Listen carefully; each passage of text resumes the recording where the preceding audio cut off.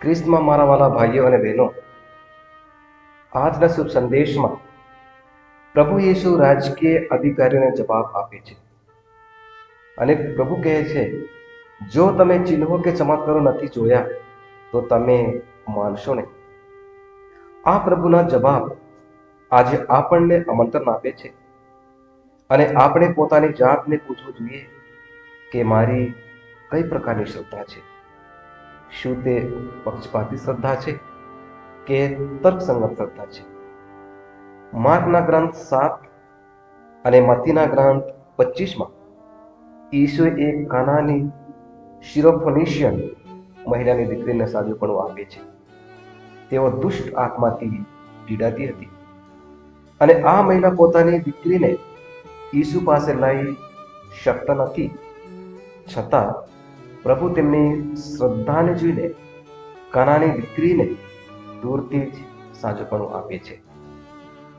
મત્તીના ગ્રંથ અધ્યાય 8 અને લૂકના ગ્રંથ અધ્યાય 7માં ઈસુ સૈનિકની શ્રદ્ધા અને ભક્તિ જોઈને તેમના સેવકને દૂરથી સાજુપણું આપે છે, જે પથારી વશમાં મૃત્યુની સીમા પર હતો. અને આજના શુભ સંદેશમાં ઈસુએ એક પદાધિકારીના પુત્રને સાજુપણું આપે છે, જે ગંભીર રીતે બીમાર હતો. ઈસુએ તેમને માત્ર આ શબ્દો સાથે દૂરથી જ સાજુપણું આપે છે અને પ્રભુ કહે છે, જાઓ, તમારો પુત્ર જીવશે. અને તે ક્ષણે તેઓ સાજો થઈ ગયો. અને આ ત્રણ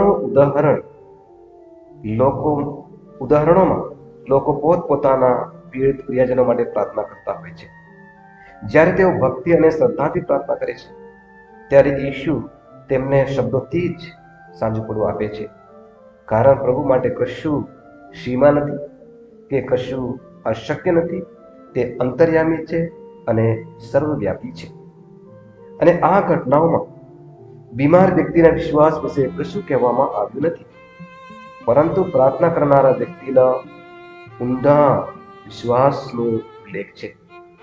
અને આ ઉદાહરણો આપણને પ્રેરણા આપે છે કે આપણે વિશ્વાસ, ભક્તિ અને શ્રદ્ધાથી પ્રાર્થના કરવી જોઈએ. આમેન.